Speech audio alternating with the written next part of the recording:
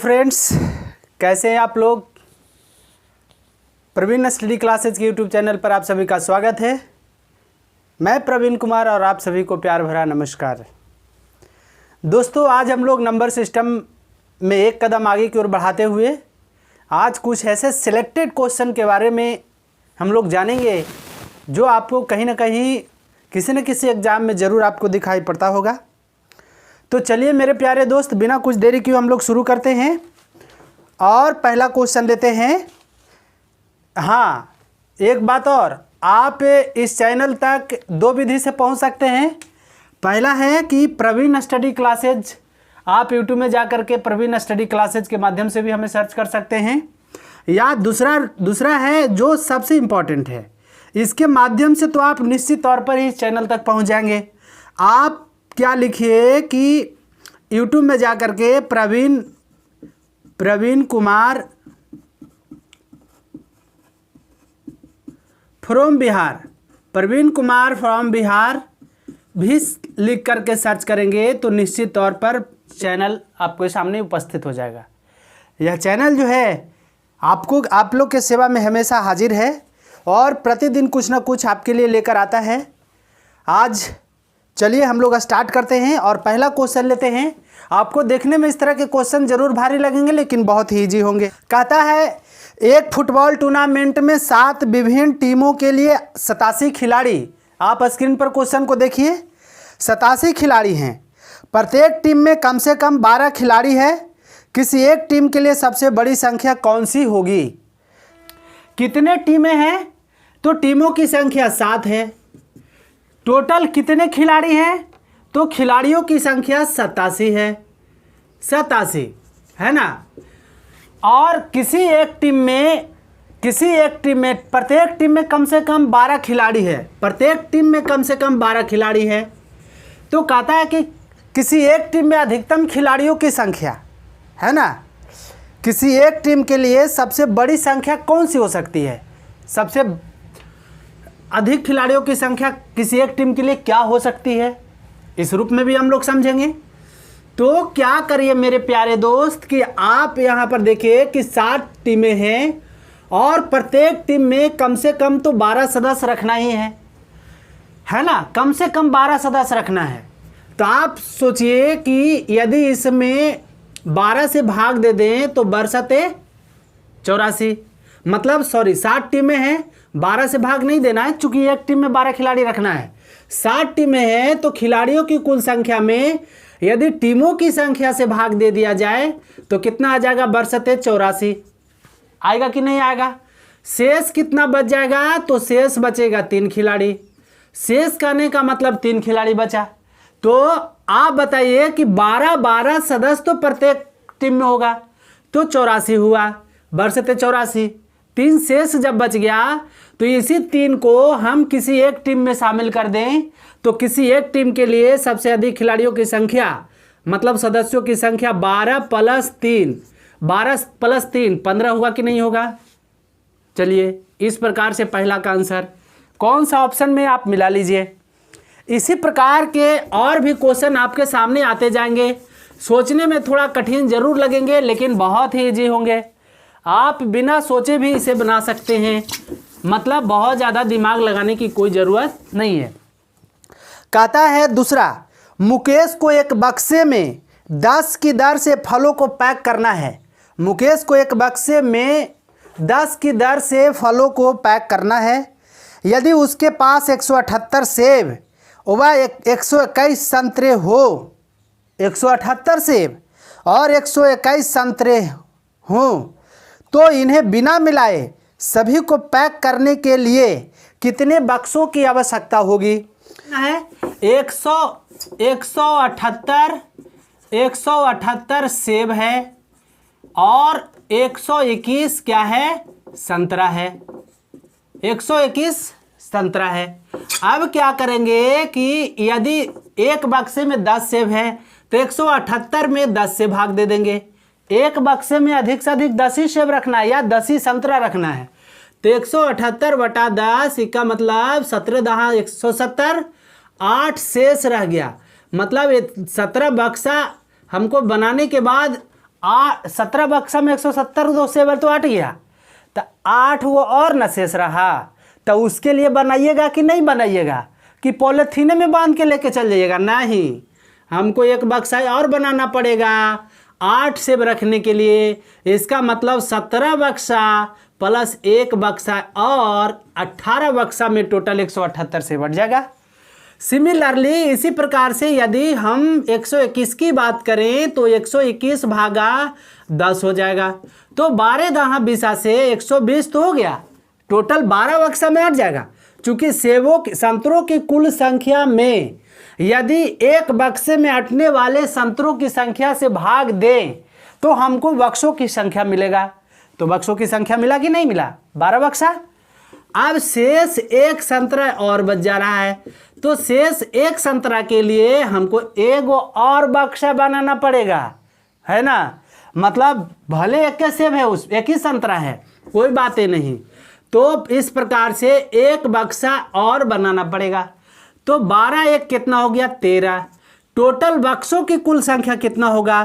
तो टोटल बक्से की संख्या हो जाएगा 18 प्लस 13 कितना हो जाएगा? 31 जो ऑप्शन में आंसर मिला लीजिए। क्या कोई परेशानी नहीं? तो चलिए, इस तरह से मेरे प्यारे दोस्त, इस तरह के क्वेश्चन आपको देखने को हमेशा मिलते रहेगा। आप बिंदास रूप से होकर के इसे पढ़ते रहिए। प्रतिदिन आपको कुछ न कुछ इस तरह के क्वेश्चन दिखाई पड़ते रहते हैं। मेरा मानना है जहाँ तक कि यदि इन सारे क्वेश्चनों को प्रैक्टिस करते रहें, बस एक आध 2 बार वीडियो को देख ले, तो नहीं आपके सामने ऐसा क्वेश्चन आए और ना बने, ऐसा मुझे नहीं लगता। तो चलिए, इसी प्रकार से तीसरा कहता है कि 225 मीटर, चूंकि संख्या नंबर सिस्टम पढ़ रहे हैं तो वैसने ना क्वेश्चन रहेगा। 225 मीटर लंबे बाड़े में 26 पेड़ इस प्रकार लगाए गए हैं जिनके बीच की दूरी बराबर है। बाड़े के प्रत्येक किनारे पर एक पेड़ हो तो पेड़ों के बीच की दूरी क्या है? हाँ, 225 मीटर मतलब इसका परिमाप 225 मीटर लंबा बाड़ा है। सपोज दैट ऐसा बाड़ा होगा या गोलाकार, कुछ भी कर सकते हैं। उसके प्रत्येक किनारे पर एक पेड़ तो लगा ही दिया जाता है, उसके प्रत्येक किनारे पर एक पेड़ लगा दिया जाता है। एक पेड़ लगा दिया गया, यहाँ भी एक पेड़ लगा दिया जाएगा, यहाँ भी और यहाँ भी। कहता है कि इस प्रकार लगाना है कि 2 पेड़ों के बीच की दूरी बराबर होना चाहिए। तो है ना, 2 पेड़ों के बीच की दूरी, यही ना कहता है क्वेश्चन में। कहता है तो पेड़ों के बीच की दूरी क्या होगा? तो आप बताइए कि यदि एक पेड़ यहाँ लगाएं, एक पेड़ यहाँ तो इसके बीच की दूरी भी सेम। ऐसा नहीं कि किनारा पर रखा हुआ था उसको सटा के कर देना है, ना सटाना नहीं है, दूर रखना है। तो आप दूर रखिए, तो यहाँ लगाए, यहाँ लगाए, यहाँ लगाए, यहाँ लगाए, इसी प्रकार से लगाते लगाते हम ऐसे करते करते अब कहाँ, मतलब इसी में 225 मीटर में ही सारे पेड़ों को लगा देना है ना। और कहता है कि 26 पेड़ इस प्रकार लगाएंगे जिनके बीच की दूरी बराबर है। तो आप बताइए कि एरा में कितना होगा? तो एक पेड़ तो ये एक पेड़ इस जगह, इस पेड़ इस जगह भी, इस जगह भी, तब 25 से 25 पेड़ ना, 26 पेड़ लगाना है, तब 25 से 25 ना होगा, क्योंकि एगो तो किनारे पर सबका रहेगा।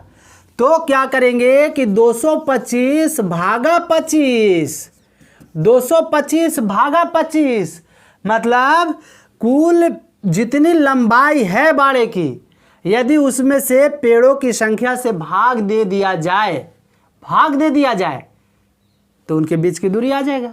मतलब कि एगो पेड़ लगेगा, कितना मीटर उनके बीच की दूरी होगा? तो क्या हो जाएगा? 25 2 25, मतलब 2 पेड़ों के बीच की दूरी इस प्रकार से कितना आ जाएगा? 9 मीटर आएगा कि नहीं आएगा? हम क्या किए, 25 से ही क्यों डिवाइड किए? इसलिए किए कि 25 तो इधर अंदर में रहेगा ही, प्रत्येक किनारे पर भी एक पेड़ रहेगा, प्रत्येक किनारे पर, मतलब 4 किनारा हम बनाए तो चारों किनारों पर रहेगा, है कि नहीं? तो दो पेड़ों के बीच की दूरी कितना हो जाएगा? तो हम टोटल पेड़ों की संख्या में टोटल जितना बाड़े की लंबाई है उसमें से पेड़ों की संख्या से भाग दे दिए। आप 25 से क्यों दिए बता ही दिए, क्योंकि वो किनारा पर है तो 25 वो इधर रहेगा। तो इस प्रकार से दो पेड़ों के बीच की दूरी कितना हो जाएगा? दो पेड़ों के बीच की दूरी 9 मीटर। चलिए आगे इसी प्रकार का क्वेश्चन आपको देखने को मिलेगा। कहता है किसी पिकनिक पार्टी के प्रत्येक सदस्य ने उतने रुपयों के दुगने रुपये दिए जितने कि कुल सदस्य थे, और इस प्रकार कुल 342 रुपये एकत्रित हुए। उस पार्टी में सदस्यों की संख्या क्या थी? हाँ, किसी पिकनिक, आप भी पिकनिक मनाने जाते हैं, ऐसा क्वेश्चन देखने को हमेशा मिलेगा। इस प्रकार का क्वेश्चन आपको यूजुअली मिलते रहता है। क्या कहता है कि किसी पिकनिक पार्टी में प्रत्येक सदस्य ने उतने रुपये दिए जितने की कुल सदस्यों की संख्या थी। नहीं, उससे दुगने रुपये दिए जितने की कुल सदस्यों की संख्या थी, मतलब जितना सदस्य था उससे दुगना रुपया दिया, है कि नहीं? तो कहता है कि प्रत्येक उस पार्टी में उपस्थित सदस्यों की संख्या क्या थी, मतलब प्रत्येक सदस्य उतने रुपये दिए जितने की सदस्यों की थी उससे दुगना, यही ना? मतलब जितना सदस्य था उससे दुगना रुपया दिया। तो मान लेते हैं कि सदस्यों की संख्या नंबर ऑफ मेंबर बराबर एम हो गया नंबर ऑफ मेंबर, नंबर या एक्स भी मान सकते हैं, नंबर ऑफ मेंबर, मतलब मेंबर कहने का मतलब हुआ कि कुल सदस्यों की संख्या मान लेते हैं एक्स। प्रत्येक ने कितना पैसा दिया? कितना? दुगुना, मतलब प्रत्येक मेंबर के द्वारा दिए गए रुपयों की संख्या कितना हो जाएगा?